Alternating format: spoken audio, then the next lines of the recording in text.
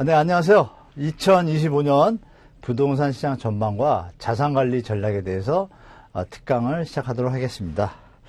자, 일단 제 소개부터 드리겠습니다. 저는 서울 태생으로요. 서울 토백이라고 하죠. 계속 지내왔고, 이게 보시는 것처럼 부동산 업계에서 현업에서 한 15년 정도 사업을 했었고요. 한 20 몇 년 전부터는 이제 강의와 교육 쪽으로 좀 많이 넘어오면서 지금은 거의 강의만 주로 하고 있습니다. 그래서 여러분들한테 현업과 소칭 말하는 이론과 실무를 겸비한 이렇게 말씀드릴 수 있겠습니다. 자, 그러면 제가 이렇게 제목을 썼는데요. 시장 예측 아무도 믿지 마라. 참조하고 결정은 스스로. 왜냐하면 전문가들의 어떤 전문가들 성향들이 다 다르고 또 그리고 부동산 상승기에는 전문가라는 개념이 따로 없습니다. 경제 어떤 사이클상 상승하는 어떤 곡선상에서는 전문가의 의미가 도움은 되겠지만 중요한 것은 이제 하락장이죠. 하락장일 때 미처 매도를 못하거나 과도한 레버리지를 갖게 되면 문제가 발생하죠. 손실이 확정되고 파산이 일어나든지 아니면 자산관리가 힘들어지게 됩니다. 정신건강에도 도움이 안 되겠죠. 그래서 제가 이렇게 말씀을 드리면 보시는 바와 같이 땅집 전문가 20명, 2022년도 하반기 직전에 4, 5월에 예측한 어떤 전망입니다. 20명인데 제가 이걸 왜 보여드리냐면 나름 저도 예측력이 좀 맞아서 여러분들이 많이 찾아준다는 얘기를 많이 듣고 있어서 보여드립니다. 여기 보시면 이제 제가 여기 있는데요. 이때는 제가 이제 연대에서 좀 강의를 할 텐데 보시면 둘 다 하락입니다. 2020년 하반기. 기억나시죠? 시장금리가 갑자기 6월부터 급등하기 시작하죠. 한국도 마찬가지고 미국도 마찬가지고요. 그러면 저는 왜 이거를 3, 4, 5월 달에 예측할 때 이걸 했냐. 금리에 대한 공부를 나름 많이 했기 때문입니다. 그래서 경제 사이클을 보시면 어느 지점이 되면은 무조건 금리는 올릴 수밖에 없는 상황이라는 걸 예측이 가능합니다. 그리고 어느 지점이 되면 내릴 수밖에 없다는 지점인 게 또 가능합니다. 그럼 여러분들이 아시는 부동산 시장에 금리가 상승을 하면 당연히 수요가 감소하잖아요. 그죠? 이자 부담이 늘어나니까. 그런 것들이 기본적으로 받친 상태에서 다른 요인들도 있죠. 정치, 경제 리스크들. 다 종합해서 저는 의견을 낸 거예요. 근데 맞았을 뿐입니다. 다른 분들이 잘못됐다는 건 아니고요. 보는 관점에서 다르겠죠. 다만 이제 이런 분들 쪽에 대해서는 제가 의구심을 제기할 수 있죠. 어떤 근거에서 이렇게 상승을 얘기했는지. 그런 부분에서 시장 예측상 만약에 제가 드린 걸 보시고 이 당시에 사는 거를 멈추신 분들은 손실을 피할 수 있었죠. 이런 것처럼 아무도 믿지 않는 건 사실이지만 참고는 하셔야 됩니다. 그래서 여러분들과 맞는 어떤 비전과 어떤 예측에 대해서 여러분들도 스스로 데이터를 좀 체크하시고 전문가들 의견도 참고하셔서 선택하시면서 시장 관리를 해나가시면 될 것 같아요. 자, 그래서 2024년 앞으로는 7월에서 9월에 이게 예전에 좀 적었던 건데 대선 이후에 데드캣 바운스가 될까 안 될까 이거 아무도 모르거든요. 이런 부분에 대해서 우리가 특강을 통해 가지고 좀 유추해 보도록 하겠습니다. 앞으로 시장 방향에 대해서. 자, 그럼 우리가 기본적인 걸 정확하게 알아야 우리가 예를 들어서 토속을 잘 쌓아야 나중에 위에다가 첨탑을 쌓을지 원형을 쌓을지 이렇게 여러 가지 변형을 줄 수가 있잖아요. 그런 것처럼 부동산 시장도 기본 베이스가 어떻게 움직이는지 알아야 앞으로 예측이 좀 가능합니다. 그래서 보시면 우리가 기본적인 상황을 한번 짚어볼게요, 여러분. 자, 트럼프가 당선이 됐잖아요. 그러면 요즘 많이 들으시는 보호무역주의와 자유무역주의 충돌의 시대 이런 얘기들이 많이 나와요. 그리고 심하면 이런 표현가 있습니다. 그러면 이거는 당연히 부동산에는 하락 요인이죠. 그리고 여러분들이 보시는 것처럼 보호무역주의는 이때 이 영국 공물법, 스무트 홀리 관세법 미국에 이 두 번의 차례가 있었고요. 이러면서 이런 시나리오도 있습니다. 중요한 것은 현재 이제 앞으로 취임할 대통령이 트럼프의 자국 우선주의 경제에 맞춰져 간다는 얘기예요. 그럼 세계 경제가 어떻게 되겠어요? 예전에 어떤 추세를 보면은 한 15에서 20% 정도 전 세계 GDP가 감소했습니다. 그게 뭐냐면 우리가 수출국가잖아요. 수출국가니까 당연히 더 타격을 받습니다. 그런 부분 때문에 트럼프가 이제 미국 우선주의와 보호무역 그리고 저금리 약달러를 지향을 해요. 그러면 미국이 수출이 더 많아져요. 우리는 더 적어지는 효과가 발생하고. 우리 경제에는 좀 타격입니다, 사실. 그래서 이 제조업으로 우리나라 SK나 뭐 삼성 또 하나 이런 데들이 지금 미국에 투자를 많이 했잖아요. 그럼 우리 고용은 창출이 안 되지만 그쪽 고용은 창출되잖아요. 그래서 미국이 프렌드 리쇼어링 그래가지고 우방 국가들을 다 자기네 나라에 공장을 세우게 합니다. 근데 그것이 과연 우리한테 도움이 될까요? 그러면 우리 경제는 분명히 하방 압력이죠. 그러니까 경제 요인이 결국 부동산에도 영향이 미친다는 걸 좀 말씀드리고 싶은 거고. 그래서 그 부분이 앞으로 좀 우리 시장의 하방 압력을 보이지 않지만 계속 줄 겁니다. 그리고 환율에 대한 부분도 좀 말씀을 드리면 1,400원 자꾸 돌파한다는 얘기를 많이 들으시잖아요. 트럼프 집권 시기 앞으로 어떻게 될지 모르지만 현재 우리가 트럼프가 당선됐다는 그 시점에서 갑자기 1,400원을 넘기 시작합니다. 여러분 기억하시겠지만 우리 1,400원이라는 수치는 되게 의미가 커요. 이 트럼프 집권 시기에는 이렇게 부정적이나 이게 핵심이고요. 보시면 대미 수출입 동향을 한번 보십시오. 보시면 이게 주황색 있죠, 여러분? 주황색? 이 부분이 트럼프 집권했던 1차 시기입니다. 이때 보시면 어때요, 여러분? 보시는 바와 같이 2014년, 15년, 16년은 250, 258 거의 300억 달러의 어떤 무역 흑자를 볼 수 있는 버왔어요. 이 선이 수출이고 이게 수입입니다. 수출. 이게 수입인데요. 이 차이에서 우리가 그러면 차이가 나는 게 우리가 흑자잖아요. 수입이 더 적으니까 당연히 흑자죠. 흑자인데 트럼프 집권 시기에 어때요? 이렇습니다. 근데 중요한 건 이 시기에 우리 부동산은 어땠어요? 상승했습니다. 왜 상승했죠? 이 시기에? 적극적인 정부의 대출 정책이었어요. 뭐 비판을 받기도 했죠. 빚내서 집 사라는 거냐.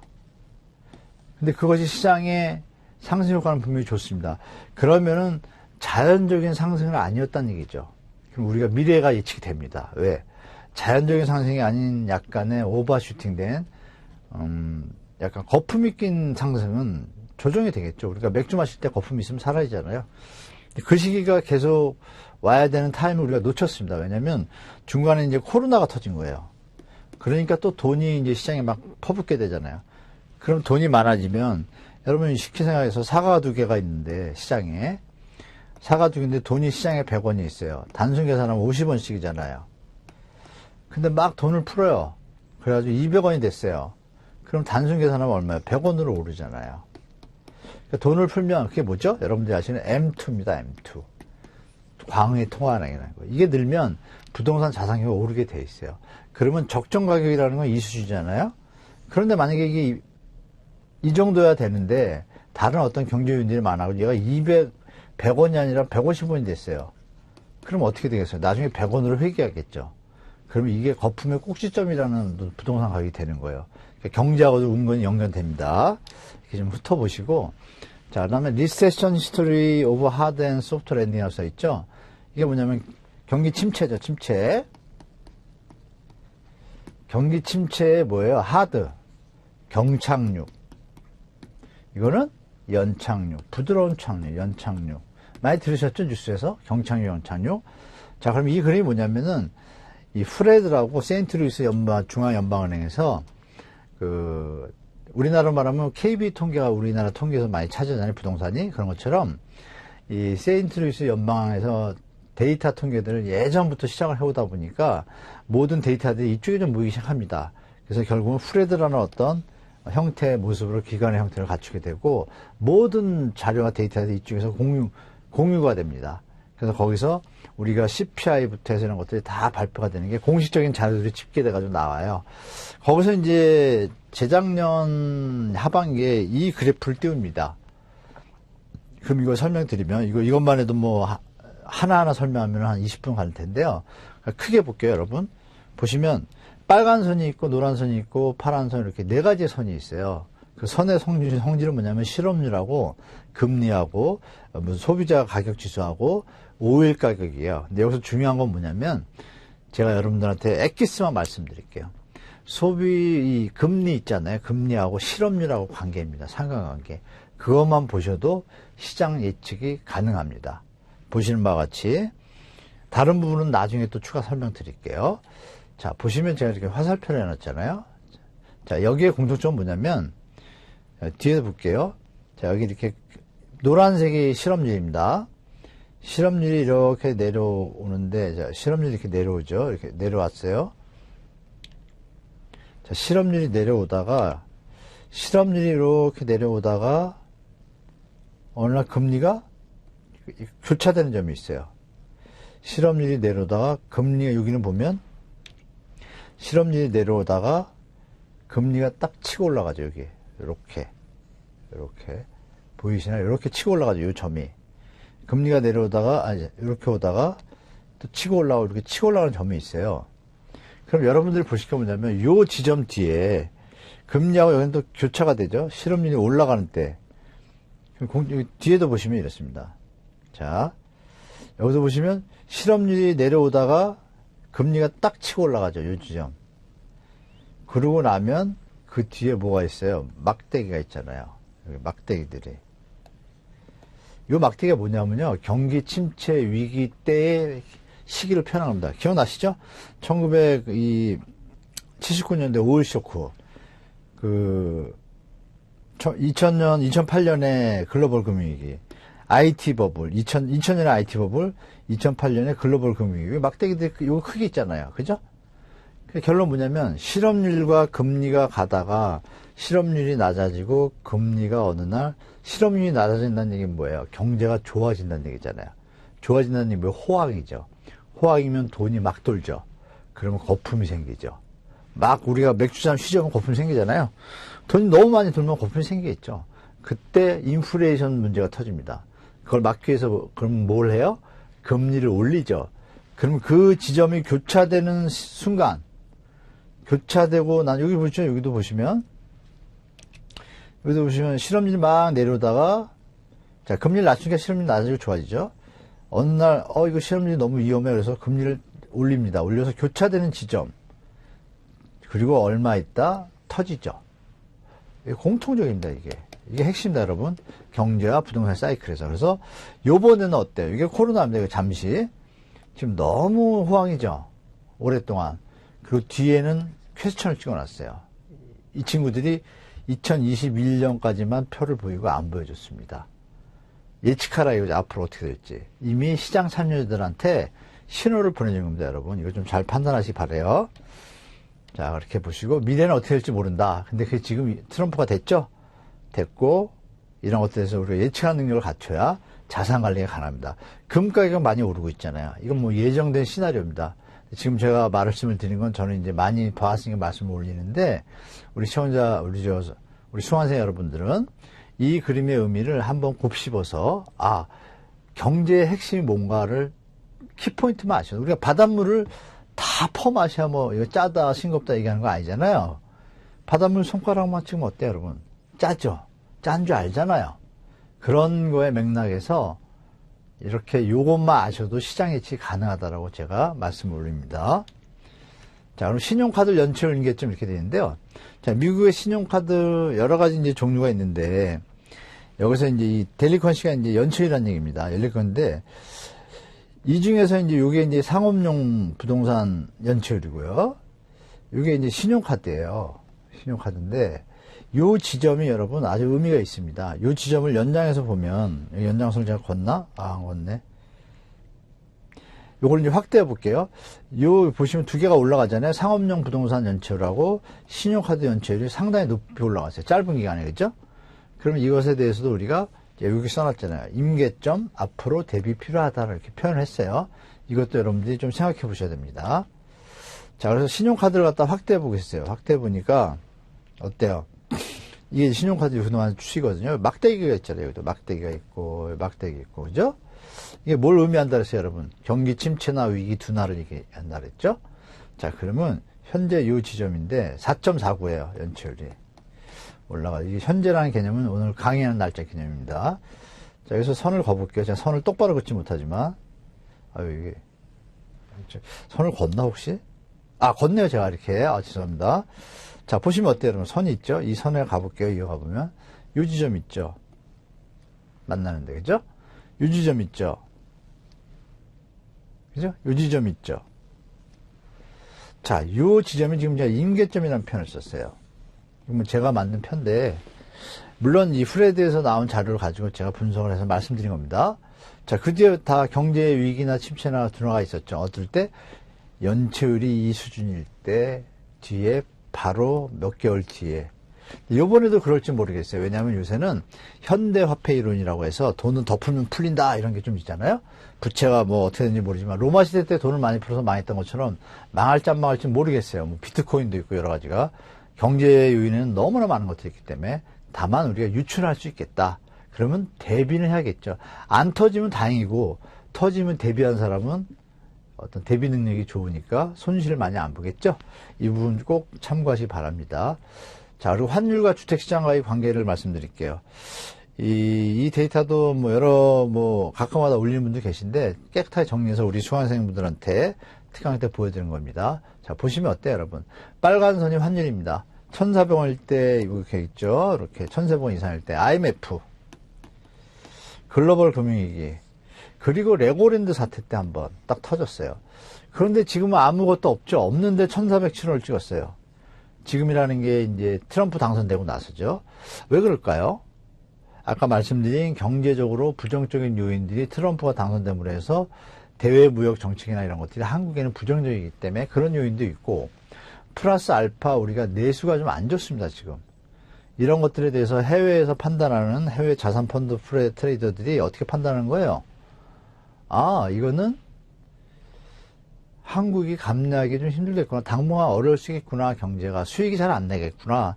그러니까 주식시장이 또 조금은 안 좋잖아요. 이런 걸 같이 보셔야 됩니다. 그래서 그럴 때 주택가격을 볼게요. 환율이 높아지니까 주택가격이 어떻게 돼? 마이너스 빠지잖아요. 여기도 환율이 여기 1,500원이니까 다운되죠. 주택가격이.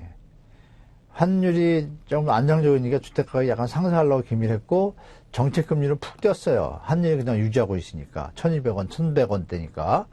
그런데 1,300원 가니까 어떻게 돼요? 축 빠졌죠. 물론 여기에는 미국의 금리 인상도 있었어요. 미국이 금리 인상하니까 환율이 올라가는 거예요. 왜? 여러분 같으면 똑같은 돈인데 여기서 이자를 더 준대요. 그럼 그쪽 돈이 더 가치가 있죠? 이쪽 돈보다. 그러니까 한국이 3.5일 때 미국이 5.5니까 당연히 미국 돈이 가치가 있죠. 그러니까 한국 돈 가치가 떨어지잖아요. 그러니까 부동산 떨어지잖아요. 금리 인상도 있지만. 그러면 지금 1,400원 잠깐 이렇게 좀 내려왔다 지금 다시 올라갔잖아요. 1,400원이 됐어요. 트럼프 되고. 그럼 앞으로 어떻게 될지 저는 이쪽에 위치하기보다는 이쪽에 위치할 가능성이 높다. 이쪽은 뭐예요? 하방 압력이죠.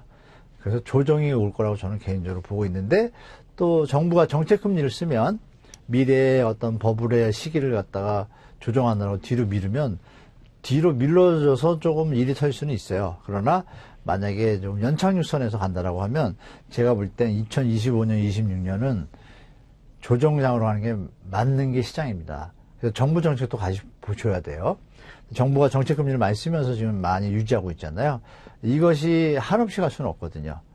이런 식으로 하다 보면 가계부채 때문에 우리가 쓸 돈이 없어지니까 소비가 줄면 어떻게 돼요? 기업들이 망하면 고용이 줄고 고용이 줄면 이렇게 악순환이 시작됩니다. 그래서 하는 총재가 요즘 이렇게 뭐랄까 예전하고 다른 스탠스를 보이잖아요. 그렇게 좀 보시면 되겠습니다. 자, 우리가 기본적으로 보실 게 조금 이제 외적인 얘기를 말씀드렸고 내적인 얘기로 부동산 상승과 하락의 기본 펀더멘트라고 제가 15년째 이 표를 갖다 보여드리는데 거의 맞습니다. 보시는 바와 같이 경제가 성장하고 구조가 튼튼하고, 구조라는 게 뭐예요? 제조업도 좋고 다 밑에부터 좋은 거예요. 뭐 4차 산업도 좋고 3차도 좋고 다 잘 성장하고 있을 때, 경제 구조가 좋을 때 제조업이 최고입니다. 팔리는 물건을 만드는 사람이 제일 돈을 많이 벌겠죠. 당연히 수출이 증가하고, 경제 성장률이 5에서 10%일 때, 그리고 인구가 증가할 시절 소득이 증가하고 분배가 잘 돼야 돼요. 소득 분배가 양극화가 아니라. 그리고 정책도 맞춰 잘해야 돼요. 노태우 때 200만 원 정책처럼. 이런 것들이 겹쳐지면 부동산 상승 펀더멘탈이 다 이어져서 상승장이라고 보시면 돼요. 그럼 반면에 반대로 생각하시면 되겠죠. 경제 성장이 둔화하고 인구가 감소하고, 근데 지금 우리나라 대한민국이 이 시점에 들어가기 시작했습니다. 그래서 여러분들이 자산관리 잘 하셔야 돼요. 저성장 저출산 고령화잖아요. 당연히 소비력이 떨어지겠죠. 경제 성장률 우리가 뛰어난 세계의 어떤 기술을 가지고 있으면 좋은데 반도체하고 자동차하고 그죠? 2차 전지인데 바이오가 조금 움직이고 있고 이 부분들이 강하게 치지 않는 이상은 나머지 산업들이 못 받쳐주면 전체적으로는 평균선으로 가겠죠. 그러면 예전에 우리 한강의 기적이라는 경제 성장률 5% 7%는 제가 죽기 전까지는 못 볼 것 같아요. 잘해야 2, 3%죠. 그러면 그거는 현대 화폐 이론에 맞춰볼 때 2, 3%의 어떤 경제 성장이 되면 똔똔이라는 표현은 좀 묘하지만 그냥 유지되는 선으로 가는 거예요. 일본처럼 될 수 있다는 얘기예요. 이런 것도 우리가 체크봐야 되고 가격이 임계점인 데가 있죠. 서울하고 수도권 일부 이런 데들은 조정이 있을 것 같다라는 게 제 생각이고 그러니까 부동산 하락 요인에 지금 해당되는 게 우리나라가 좀 많아요. 그래서 이 시기가 지나가는 이제 이렇게 되면 또 한 번 이렇게 되면 또 이렇게 사이클이 있겠죠, 여러분. 이 사이클에 맞춰서 자산관리 전략 잘 하셔야 됩니다. 자, 부동산 상승 또 뭐 하락 뭐 이런 것들의 주요 요인인데요. 여기 약간 이게 엉켜서 좀 죄송합니다. 갭. 우리가 이제 주식시장이든 펀더멘탈 시장이든 제조업 시장이든 자, 요것만 볼 때 수급, 모멘텀, 펀더멘탈만 보는 거예요. 내수를 볼 때. 여기에 이제 우리 경제 상황들이 들어가는 거죠. 그럼 부동산 측면에서 보면 수요 공급이에요. 모멘텀은 정책이나 제도고, 펀더멘탈은 유효수하고 PIR입니다. 그러니까 이런 것들이 이제 이어져서, 자, 정부 여기 우측에 쓴 것처럼 이런 것들이 받쳐주면서 시장을 판단할 수가 있죠.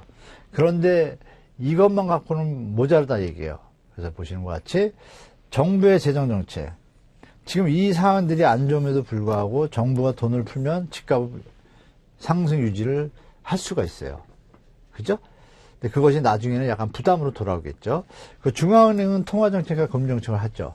이것도 큰 영향을 미치는 거죠. 이 외에도. 물론 여기, 이 부분이 여기 제도엔 들어가요. 들어가죠? 들어가는데 중요한 건 요 밑입니다. 이렇게. 글로벌 정치 경제상이 너무 중요한 겁니다. 지금 우리가 느끼고 있고, 금리와 유가, 원자재. 우리 환율이 올라가면 원자재 수입이 올라가잖아요. 식량 단가가 올라가고, 물가 올라가잖아요. 그러면 시장에 참여자인 수요자들이 처분소득이 줄잖아요. 예전에 라면 100원 주고 사던 걸 200원 주면 100원 들 쓰면 이자 낼 돈이 100원 주는 거잖아요. 그렇죠? 근데 집값이 많이 올라갔어. 그럼 임계점에 다다르겠죠. 이런 부분들을 종합적으로 봐야 된다라고 말씀드리겠습니다. 그래서 우리가 통상적으로 일반 분들이 경제학자들이나 전문가들이 만들어 놓은 자산관리 전략의 사이클입니다. 이렇게 부동산이 물가가 오르고 경기가 막 호황을 칠 때 이때는 채권 달러 이렇게 배분을 시작하다가 다시 내려오기 시작하면 이제 금리 인하 시점에 오면 부동산 이쪽으로 움직였다가 다시 또 이쪽으로 가고 이 사이클이 이어집니다. 이 조그만 내용까지 제가 설명 안 드리겠습니다.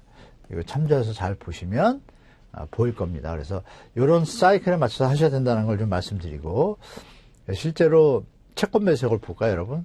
좀 아까 표에서 뭐라 그랬어요? 부동산 투자했다가 채권이나 예금했다가 원자재 투자했다가 이 사이클 있죠?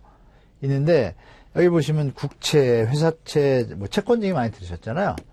자, 개인 요게 중요합니다. 개인 채권 순매수액 보시면 2018년도에 4조, 19년도 3조.